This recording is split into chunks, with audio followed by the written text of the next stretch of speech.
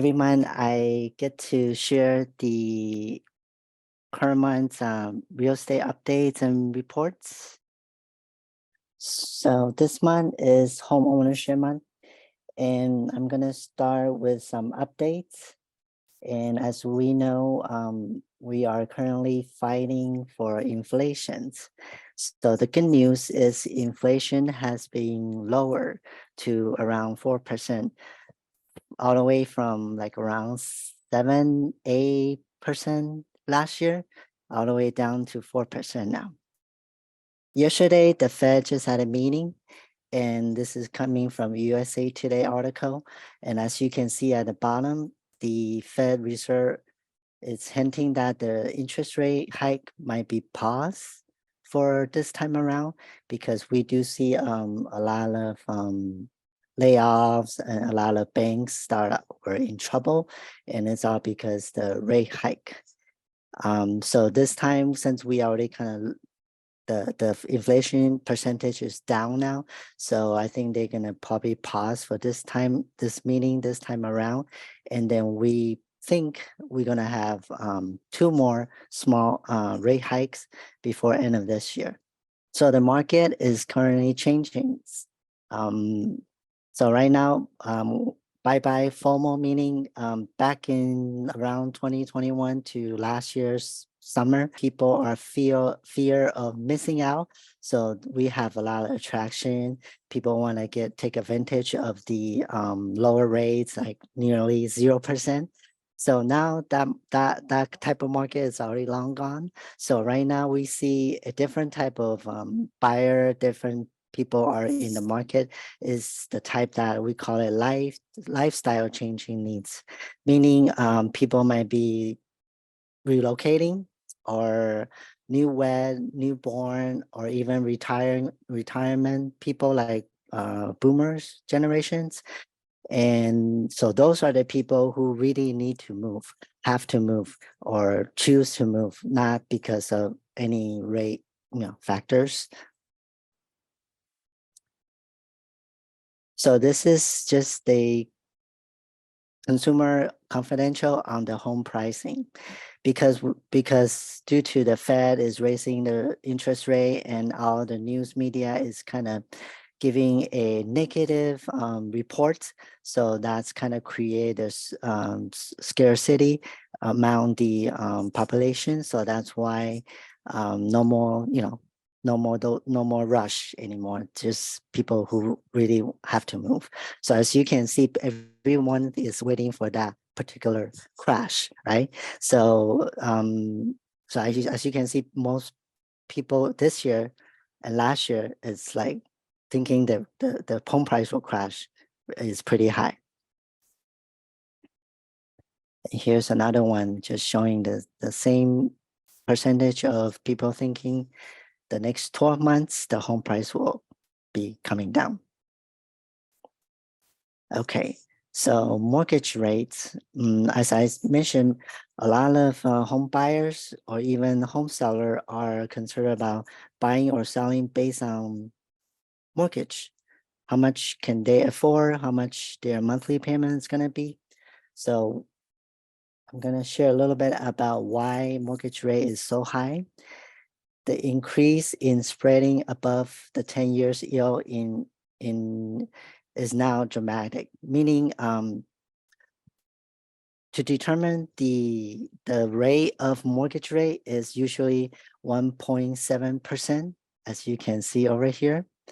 This is considered a normal spread, and then right now it's about around 7 or 6%. And that's why it drives the mortgage rate so high, because it's kind of like if the federal rate is right here, let's say right here, and it's considered, we call it wholesale rate. And then when it passed through to the bank has to make that little chunk of we call profit, right? So the bank has to hire a little bit of their rates to the consumer. So that's called retail rate. And this is what happened, showing why the mortgage rate is so high. Yeah, so right now the spread is exceeds about 300 basis point. And usually we only see this during inflation, which we are in right now, or the economy is volatility. And the most in the past, the most in history is like around 80s or the great financial crisis on the '08 and '09, which we probably all lived through. And this is just another graphic showing. Yeah, so as you can see, the spread is getting higher and higher. And 1.72 is the normal.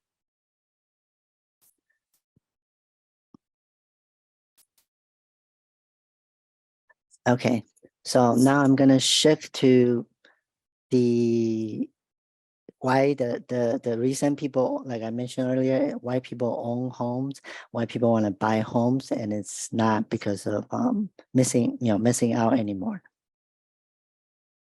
So America still vote real estate is the best long-term investment.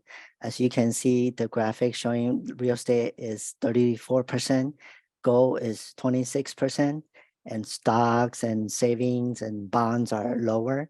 And they don't put crypto in here. I think the crypto is between gold and stock right now.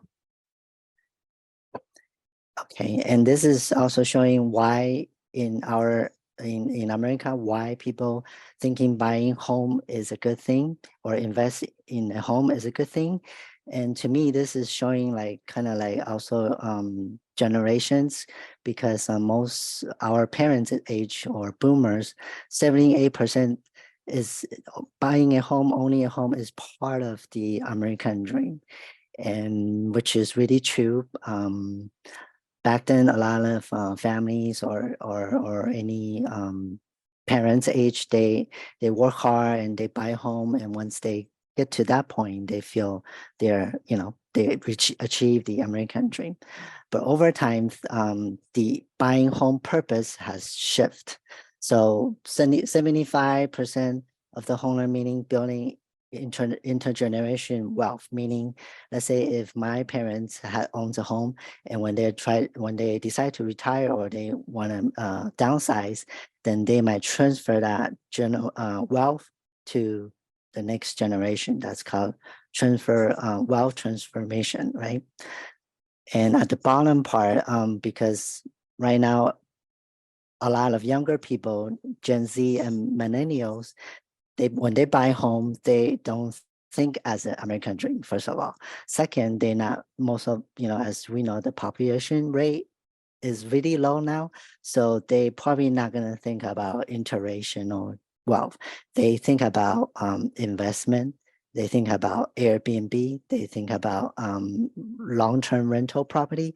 So this is showing like every generation seeing home buying or investment in homes are different, right? Okay. Yeah, so this is more towards the boomer age, our parents' age, owning a home, 74% be able to retire and don't have to work after retire in Walmart. So that's their hinge. Okay. Okay, so owning a home has many benefits. As we know, we have financial advisor here, we have tax people here. So this is just showing the benefit of buying home. First, the major one is building equity. So because especially in California, each year the home value goes up about 2 to 7% in average. Yeah. Okay. Next one. And also, if you're renting a home, we usually don't have much privacy. And also, besides privacy, sometimes you want to, let's say, change, um, you know, a way. Let's say you want to remodel the kitchen because you don't like the cabinet or you don't like the way the paint or the color, right? So you won't have that choice to do that. And as well as home office, let's say, for example, we just went through a COVID, so many of us are working from home, and at the same time, if you don't have your own place, you probably just probably your home office, the kitchen table, right? So that's why it's a limited space and for you to do things to suit your personal needs. Okay, so tax benefit, as we have two tax people today, and we all know, if you own a home, the mortgage can be a deductible, and property taxes can be a deductible, and then profit of, let's say you sold the home, one single person, you can the untaxed amount is 250,000. With a couple is double. So anything you make within the limit of $250,000, you don't have to report as an income or a gain. Yeah. Okay, so I'll just showing some data to support what I just went through. So the pricing, it creates the wealth and it builds equities. As you can see, the only time within the last 12 months, it's June last summer, because that's when the federal very aggressive to increase the interest rate. And many things waiting for that crash. It's not happening because last crash in 08, 09 is completely different from today.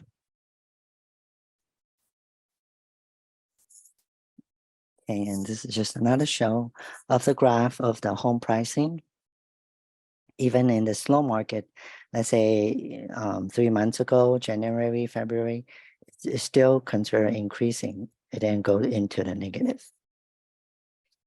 Okay, so if you have anybody who's looking or just wanting to get more knowledge of real estate market, and not just depending on the mainstream media, I have a buyer and seller guide. If anyone interested can contact me.